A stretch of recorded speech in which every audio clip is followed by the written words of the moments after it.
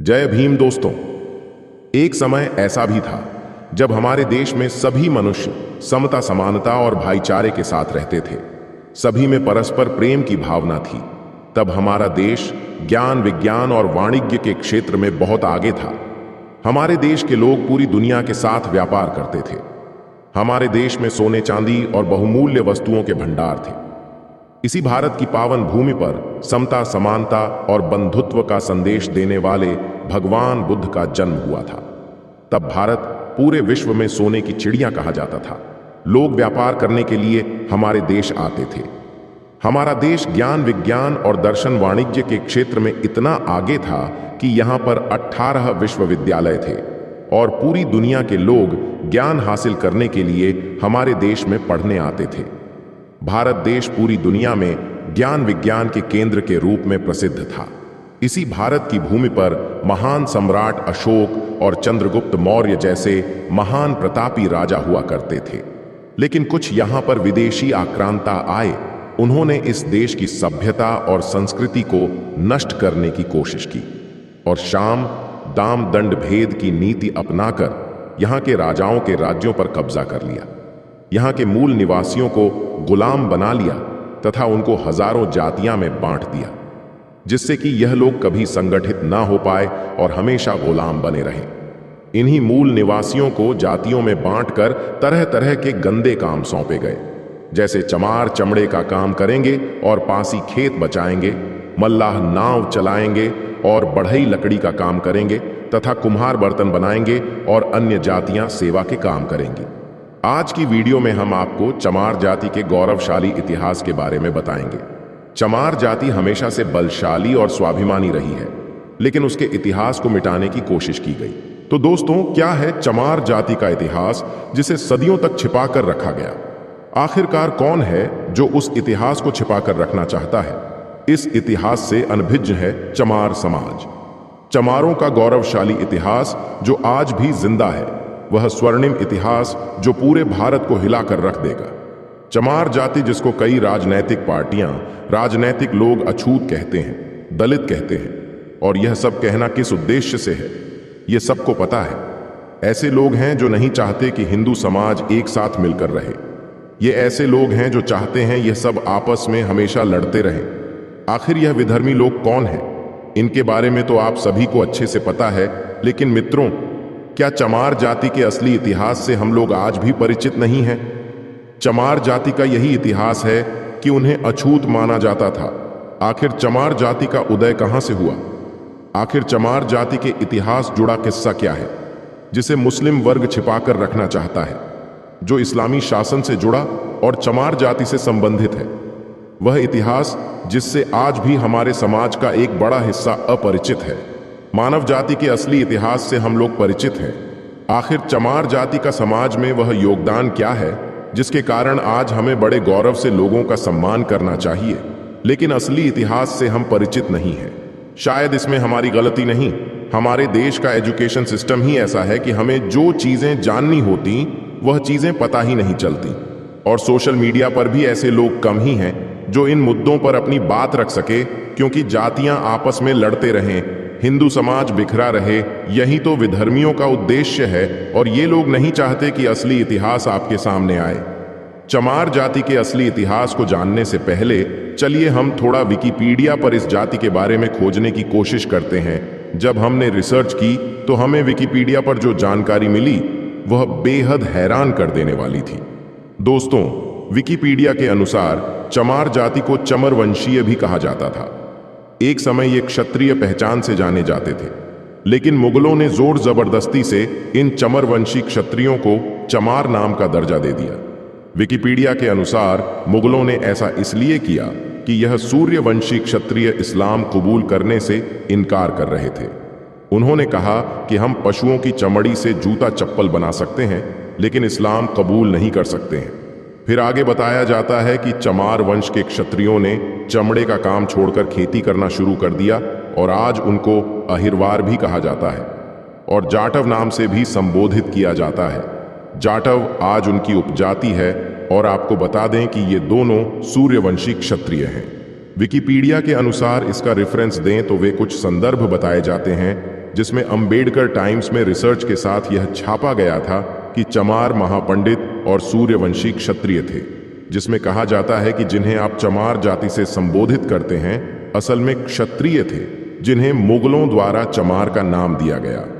इसी तरह कई संदर्भ हमें विकिपीडिया पर देखने को मिलते हैं, जहां पर चमार जाति के बारे में संक्षिप्त रूप से देखने को मिलता है। इसके अलावा एक और वेबसाइट जिसका नाम बहुजन इंडिया 24news.com है, हमने उसके पन्ने खंगाले। यह ऐसी वेबसाइट है जो लगातार दलितों से संबंधित मुद्दों को उठाती है और देश भर में हो रहे दलित मामलों से जुड़ी खबरों को प्रकाशित करती है। जब हमने इस वेबसाइट का रुख किया तो हमने यहां पर चमार जाति के असली इतिहास को जानने की कोशिश की, तो जो शायद वो प्रकाशित है। चमार जाति को कभी भी विदेशी आक्रांताओं ने उठने का मौका नहीं दिया।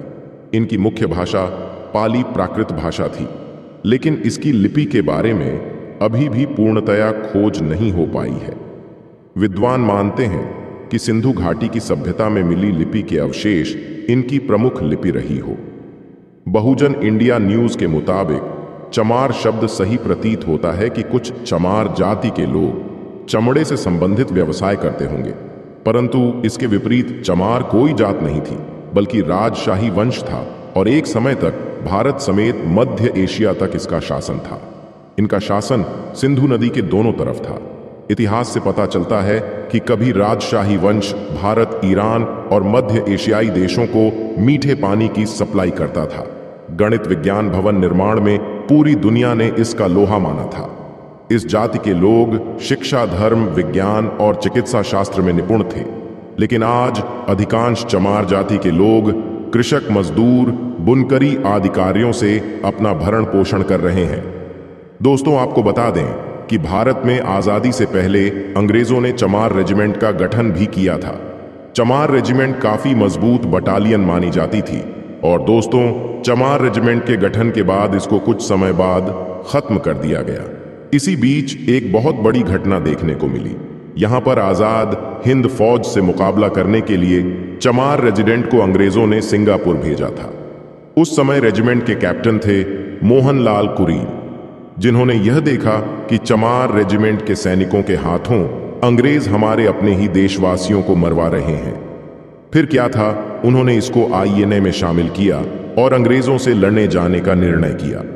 तब उन्होंने अंग्रेजों से लड़ते हुए सैकड़ों भारतीय सैनिकों की जान बचाई थी और चमार रेजिमेंट भंग कर दी गई, जिसके बाद कैप्टन मोहनलाल कुरील को भी बंदी बना दिया गया। फिर भारत आजाद होने के बाद उनको रिहा भी कर दिया गया।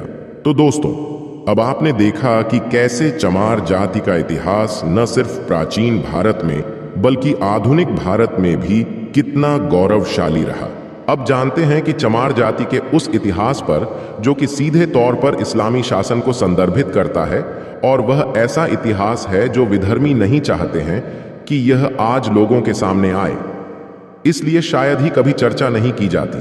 दोस्तों, जब हम चमार जाति को लेकर इतिहास के पन्नों में जाते हैं तो हमें एक शख्स का नाम देखने को मिलता है, जिसका नाम है सिकंदर लोदी, जिसका शासनकाल 1479 से 1517 तक रहा। और सबसे खास बात यह है कि इसके शासनकाल से पहले पूरे भारतीय इतिहास में चमार नाम का उल्लेख नहीं मिलता। आज जिन्हें हम चमार जाति से संबोधित करते हैं, जिनके साथ छुआछूत का व्यवहार करते हैं, दरअसल वह वीर चमार वंश के क्षत्रिय थे, जिसका प्रमाण पहले ही दे चुका हूं, और सिकंदर लोदी ने चमार घोषित करके अपमानित करने की चेष्टा की। और यह बात मैं नहीं कह रहा, या भारत के सबसे विश्वसनीय इतिहास लेखकों में से कर्नल टॉड कह रहे हैं। जी हां, कर्नल टॉड ने अपनी पुस्तक द हिस्ट्री ऑफ राजस्थान में चमार के बारे में विस्तार से लिखा। इसके अलावा प्रख्यात लेखक डॉक्टर विजय सोनकर शास्त्री ने भी इस पर गहन शोध किया, जिसके बाद उन्होंने एक पुस्तक में इस शोध को प्रकाशित किया, जिसका नाम था हिंदू चमार हमारी जात, एक स्वर्णिम गौरवशाली राजवंशीय इतिहास। दोस्तों, अध्ययन के बाद पता चलता है कि चमार वंश का उल्लेख महाभारत के अनुशासन पर्व में भी मिलता है। डॉक्टर शास्त्री के अनुसार प्राचीन काल में न तो कोई चमार शब्द था और ना ही कोई जाति थी। इसके अलावा एक बेहद फेमस मुस्लिम लेखिका हैं जिनका नाम है डॉक्टर हमीदा खादों। वह अपनी पुस्तक ऑर्गेनाइजेशन में लिखती हैं कि मध्यकालीन में शासन से पहले भारत में चमार व सफाई कर्मी के लिए किसी विशेष जाति का एक भी उल्लेख नहीं किया जाता। हिंदू चमड़े को निषिद्ध मानते थे, हेय समझते थे। लेकिन भारत में मुस्लिम शासकों के आने के बाद इसके उत्पादन के भारी प्रयास किए गए। अगर आप सोचिए कि जब चमार जाति को हिंदू ही कहा जाता था और प्रत्येक हिंदू, फिर चाहे वह किसी भी जाति का क्यों ना हो, उस जमाने से आज भी घृणा करता है। और हमारे तमाम बड़े भाई ऐसे हैं जो पूजा पाठ भी करते हैं। अब जरा सोचिए, जो लोग पूजा पाठ करते थे, जो हिंदू धर्म में आस्था रखते थे, आखिर वो चमड़े का काम कैसे कर सकते हैं? भारत में मुस्लिम शासकों के आने से पहले भारत में किसी भी प्रकार के चमड़े का काम नहीं किया जाता था। लेकिन जैसे ही मुस्लिम शासक आते हैं, तब इसके उत्पादन के भारी प्रयास शुरू कर दिए जाते हैं और यह काम दे दिया जाता है चमारों को। लेकिन कैसे, चलिए जानते हैं दोस्तों। आक्रमणकारियों के काल में चमार राजवंश का शासन भारत के पश्चिमी भाग में था और उसके प्रतापी राजा के इसी क्षत्रिय वंश के राज परिवार का वैवाहिक संबंध था। राणा सांगा व झाली रानी ने चमार वंश से संबंध रखने वाले संत रविदास जी को अपना गुरु बनाया था और उनको मेवाड़ के राजगुरु की उपाधि दी थी और उनसे चित्तौड़ के किले में रहने की भी।